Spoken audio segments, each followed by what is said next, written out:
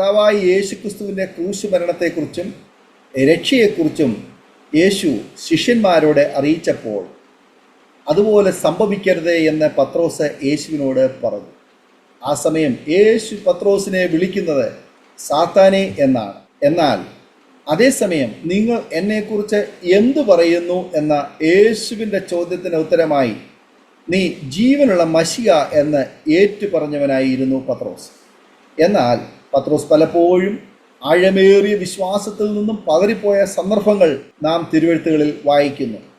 വെള്ളത്തിൽ കൂടി നടന്ന യേശുവിൻ്റെ അടുക്കലേക്ക് വരുമ്പോൾ താഴോട്ടും ചുറ്റിലും നോക്കിയപ്പോൾ മുങ്ങിപ്പോകുവാൻ തുടങ്ങിയവനാണ് പത്രോസ്. ആ ഭീകരമായ ചുറ്റുപാടിൽ നിന്നും യേശു കരം കൊടുത്ത് പത്രോസിനെ വെള്ളത്തിന്മേൽ നടത്തി. അതുപോലെ യേശുവിൻ്റെ മഹിമ താബോർ മലയിൽ അറിഞ്ഞ വ്യക്തിയായിരുന്നു പത്രോസ്. എന്നിട്ടും യേശു പിടിക്കപ്പെട്ടു എന്നറിഞ്ഞപ്പോൾ ആ മനസ്സ് പതറിപ്പോയി. പിന്നെ യേശുവിനെ തള്ളിപ്പറയുന്ന പത്രോസിനെയാണ് നാം കാണുന്നത്. പത്രോസിൻ്റെ ഈ പിന്മാറ്റത്തിന് പല കാരണങ്ങളും ഉണ്ട്. ആ കാരണങ്ങൾ എന്തെന്ന് ഒരു നിമിഷം നമുക്ക് ചിന്തിക്കാം. ഒന്ന്, യേശുവിൽ നിന്നും അകലം പറ്റി നടക്കുവാൻ തുടങ്ങി. അവർ അവനെ പിടിച്ച് മഹാപുരോഹിതൻ്റെ വീട്ടിൽ കൊണ്ടുപോയി. പത്രോസും അകലം വിട്ട് പിൻചെന്നു. ലൂക്കോസിന്റെ സുവിശേഷം 22-ാം അധ്യായം 54-ാമത് വചനം. യേശു എപ്പോഴും നമ്മോട് കൂടെയുണ്ട്. യേശു നമ്മോട് കൂടെ നടക്കാൻ ആഗ്രഹിക്കുന്നു. എന്നാൽ നാമോ യേശുവിൽ നിന്നും അകന്നു നടക്കുന്നു. ഉത്തരവാദിത്തങ്ങളിൽ നിന്നും ഒഴിഞ്ഞു മാറുന്നത് യഥാർത്ഥ സുവിശേഷം അല്ല. കർത്താവിനെ വിട്ടകന്ന് ലോകത്തിലെ മറ്റേതിനെയും അമിതമായി സ്നേഹിച്ചാൽ അത് വിഗ്രഹാരാധനയാണ്. പത്രോസ് യേശുവിൽ നിന്നും അകലം പറ്റി നടന്നതുകൊണ്ട് യേശുവിനെ തള്ളിപ്പറയുവാൻ ഇടയായി തീർന്നു. 2, പത്രോസ് കർത്താവിനെ വെറുക്കുന്നവരുടെ മധ്യേ ഇരിക്കുവാൻ ഇടയായി. അവൻ തീവെട്ടത്തിനടുക്കെ ഇരിക്കുന്നത് ഒരു ബാല്യക്കാരത്തി കണ്ടു. അവനെ ഉറ്റുനോക്കി. ഇവനും അവനോടുകൂടി ആയിരുന്നു എന്ന് പറഞ്ഞു. ലൂക്കോസ് 22-ാം അധ്യായം 56-ാമത് വചനം. കുറേ നാൾ ക്രിസ്തു വിരോധികളുടെ കൂടെ ഇരുന്നാൽ നമ്മുടെ സ്വഭാവം മാറാൻ സാഹചര്യമുണ്ടാകും. പത്രോസ് യേശുവിനെ കുറ്റം പറയുന്നവരുടെ നടുവിൽ ഇരുന്നു. അത് അവരോടൊപ്പം യേശുവിനെ തള്ളിപ്പറയുവാൻ കാരണമായി. 3, പാപം ചെയ്തു എന്ന സൂചന കിട്ടിയിട്ടും പിന്മാറിയില്ല.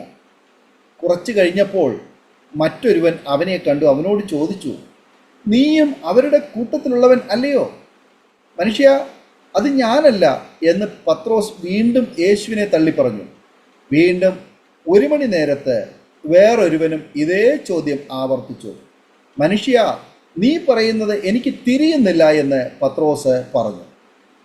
യേശുവിനെ വീണ്ടും പത്രോസ് തള്ളിപ്പറഞ്ഞു. പത്രോസ് ആ ചെളിക്കുണ്ടിൽ തന്നെ ഇരുന്ന് യേശു കർത്താവിനെ 3 തവണ തള്ളിപ്പറയുവാൻ ഇടയായി തീർന്നു. വേണമെങ്കിൽ അവിടെ നിന്നും എണീറ്റ് പോരാമായിരുന്നു.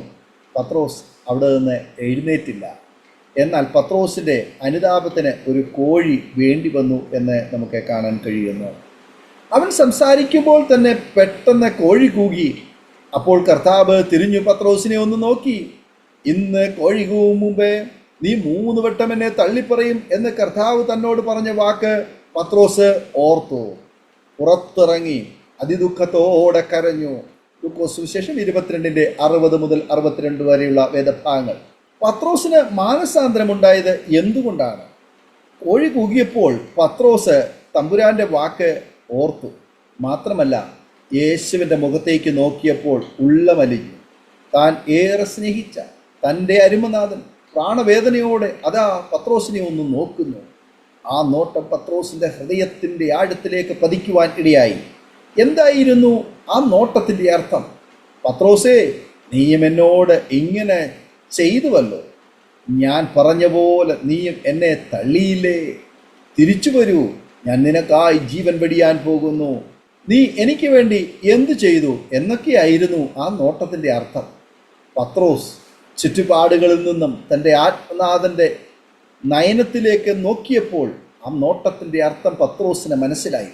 ഒരു കൊച്ചു കുഞ്ഞിനെ പോലെ അവൻ മാറത്തടിച്ച് കരഞ്ഞു. ആ ചുറ്റുപാടിൽ നിന്നും പുറത്തു കിടന്ന് അവൻ ഏങ്ങലടിക്കുവാൻ തുടങ്ങി. എന്തെന്നില്ലാത്ത ആശ്വാസം അവനിൽ കൂടി ഒഴുകി. എന്നാൽ യൂദയോ അവനിൽ അനുതാപം ഉണ്ടായില്ല.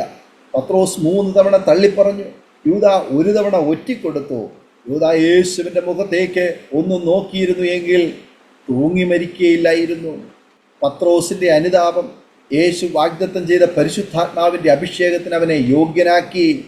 പെന്തിക്കോസ്ത് നാളിൽ ആത്മാഭിഷേകം പ്രാപിച്ച് പത്രോസ് നടത്തിയ പ്രസംഗത്തിൽ 3000 പേർ യേശുവിൽ വിശ്വസിച്ചു. പിന്നീട് യേശുവിൻ്റെ ഒരു ധീര പടയാളിയായി യേശുവിൻ്റെ കാൽപാദം ചുംബിക്കുവാൻ തക്കവണ്ണം തലകീഴായി ക്രൂശിതനായി മരിച്ചു. നാം ഇന്ന് യേശുവിൽ നിന്നും അകന്നു പോയിട്ടുണ്ടോ? ഈ അകൽച്ചകൾ യേശുവിനെ തള്ളിപ്പറയുവാൻ നമ്മുടെ ജീവിതത്തിൽ ഇടയായിത്തീരും. പാപകരമായ സാഹചര്യങ്ങളിൽ നിന്നും പുറത്തു കിടക്കുക, എപ്പോഴും ദൈവമുഖം അന്വേഷിക്കുക, പരിശുദ്ധാത്മാവിനാൽ ശക്തി പ്രാപിച്ച് ദൈവിക വേല തികയ്ക്കുക. എന്നാൽ അല്പകാലത്തേക്ക് കഷ്ടം സഹിക്കുന്ന നിങ്ങളെ ക്രിസ്തു തൻ്റെ നിത്യ തേജസ്സിനായി വിളിച്ചിരിക്കുന്ന സർവകൃപാലുവായ ദൈവം തന്നെ യഥാസ്ഥാനപ്പെടുത്തി ഉറപ്പിച്ച് ശക്തീകരിക്കും. ബലം എന്നേക്കും അവനുള്ളത്. ആമേൻ. 1 പത്രോസ് 5-ാം അധ്യായം 10-11 വചനങ്ങൾ. ഈ വചനങ്ങളാൽ ദൈവം നമ്മെ അനുഗ്രഹിക്കുമാറാകട്ടെ. ആമേൻ. ഓർമ്മയുടെ മനോരഥത്തിൽ മായാത്ത ഓർമ്മയ്ക്കായി അരോമ മാട്രിമോണിയിൽ നിന്നും ജീവിത പങ്കാളിയെ കണ്ടെത്തൂ. നിങ്ങൾ ഒരു ക്രിസ്തീയ ജീവിത പങ്കാളിയെ അന്വേഷിക്കുകയാണോ? അതോ മക്കൾക്ക് അനുയോജ്യമായ ഒരു തക്ക തുണയ്ക്ക് വേണ്ടി പ്രാർത്ഥിക്കുന്ന വ്യക്തിയാണോ? എങ്കിൽ അരോമ മാട്രിമോണി നിങ്ങൾക്ക് വേണ്ടിയാണ്. ഇന്നു തന്നെ സൗജന്യമായി രജിസ്റ്റർ ചെയ്യൂ. അരോമ മാട്രിമോണിയുടെ പ്രത്യേകതകൾ: രജിസ്ട്രേഷൻ തികച്ചും സൗജന്യം. ലോകത്തെവിടെയുമുള്ള അനുയോജ്യമായ ക്രിസ്തീയ ജീവിത പങ്കാളിയെ തിരഞ്ഞെടുക്കാം. വിവാഹം നടക്കുന്നതുവരെ സർവീസ് ലഭിക്കുന്നു. ഏറ്റവും ചെറിയ പാക്കേജുകളും തിരഞ്ഞെടുക്കാം. അരോമ മാട്രിമോണി നിങ്ങൾക്കായി ഒരുക്കുന്നു വിവാഹം പരമാനന്ദം. Email aroma matrimony2020@gmail.com